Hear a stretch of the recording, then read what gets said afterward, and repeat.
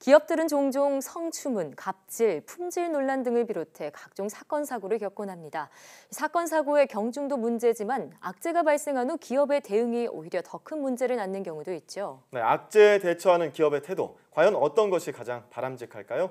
최근 관련 연구를 진행한 울산과학기술원 정윤혁 교수 연결해 자세히 알아보겠습니다. 안녕하세요. 예, 안녕하세요. 네, 기업의 위기 대응 전략에 대한 SNS 이용자의 반응을 연구하셨다고요. 먼저 연구 대상과 진행 과정 어땠는지 궁금합니다. 예, 먼저 저희 연구팀은 국내 기업의 사건 사고를 대응 태도와 대응 속도 측면에서 분류했습니다. 2013년부터 15년까지 기업의 사건 사고 사례를 태도 측면에서는 수용적, 방어적 태도로, 속도는 24시간 안에 공식 대응을 하는 빠른 대응, 그 이후에 반응을 보이는 느린 대응으로 분류를 했고요. 네.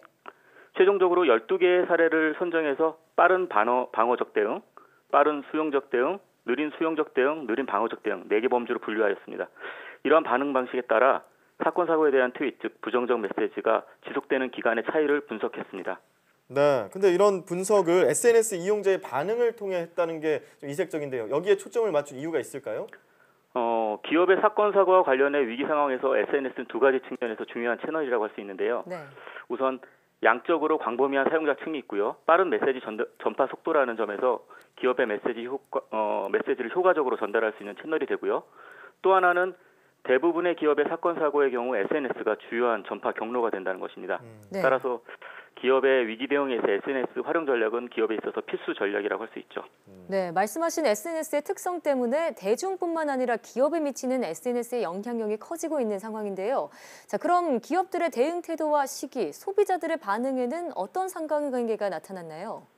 예, 저희 연구에서는 대응 태도 측면에서는 방어적 태도보다는 수용적 태도가 부정적 트윗들의 지속 기간을 짧게 한다. 즉 부정적 입소문을 단기간에 끝낼 수 있다는 결과가 나왔고요. 네.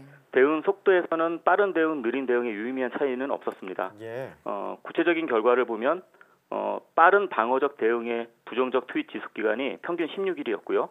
느린 방어적 대응은 13일, 수용적 대응의 경우 빠르거나 느리거나 비슷하게 5일 정도로 나왔고요.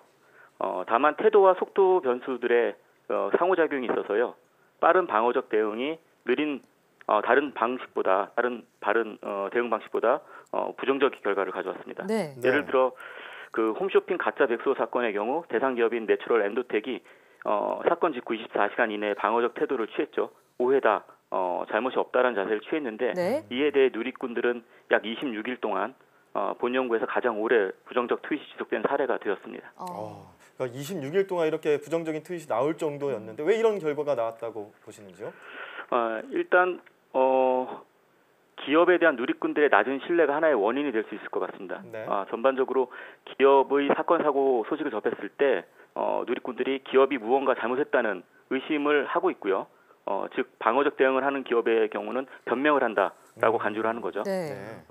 또 하나는 갑질 문화에 대한 반감도 작용하지 않았나 생각합니다. 그래서 기업의 사건에 관련하여 기업 혹은 기업 관리자들이 힘없는 대상에 대해 갑질을 행사한 것이 아닌가 이렇게 생각을 하는 것 같습니다. 네.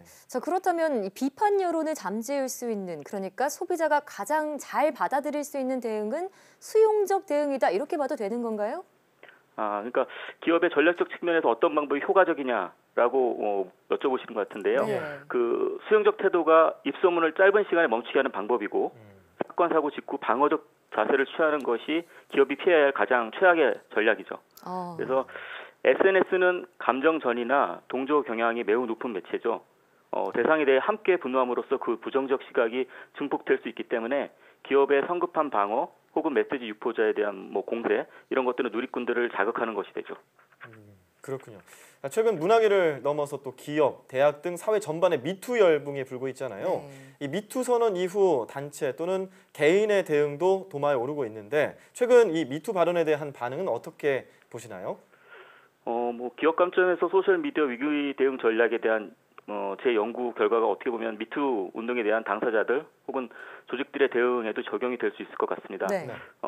한국에는 갑질 문화, 즉 약자나 소수에 대한 억압 문화가 있기 때문에 상향식 고발인 미투에 대한 신뢰감이 높은 편이에요. 따라서 의심을 받는 당사자나 그들이 속한 조직이 변명으로 오해할 수 있는 대응을 하거나 방어적 태도를 취하는 것은 화를 자초하는 것이라고 생각이 듭니다. 최악의 방법은 빠른 방어적 대응을 하고요. 후에 수용하는 태도로 바꾸는 거죠. 이 경우는 사과의 진정성이 의심될 수밖에 없는 거고요. 네. 뭐 태도도 그렇고 속도도 그렇지만 무엇보다 중요한 게 누리꾼들에게 진정성 있는 자세를 보여주는 것이 필요할 것 같습니다. 예. 네, 결국 빠르고 성급한 대응보다는 진정성 있는 대응이 중요하다 이렇게 말할 수 있을 것 같은데요. 자, 그렇다면 악재 대응에 있어 기업이 가져야 할 태도는 무엇인지 마지막으로 말씀 부탁드립니다. 예, 뭐 기업이 부정적 소식의 불필요한 확산을 막고자 빠른 대응이 필요하다. 뭐 이런 의견이 있긴 하지만 저희 연구 결과는 기업이 위기 대응할 때 수용적 자세를 취하는 것이 좋으며 네. 특히 빠른 방어적 태도는 지양해야 된다는 것을 보여주고 있습니다.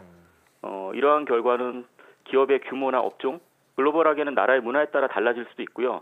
무엇보다 중요한 거는 말씀드린 SNS 매체의 특징이라든가 누리꾼의 성향을 잘 파악하여 기업이 위기 대응 전략을 세우는 것이 필요할 것 같습니다. 예. 자, 위기 대응, 진정성 있는 사과가 무엇보다 중요하겠네요. 지금까지 울산과학기술원 정윤혁 교수와 함께 이야기 나눠봤습니다. 오늘 말씀 고맙습니다. 예, 감사합니다.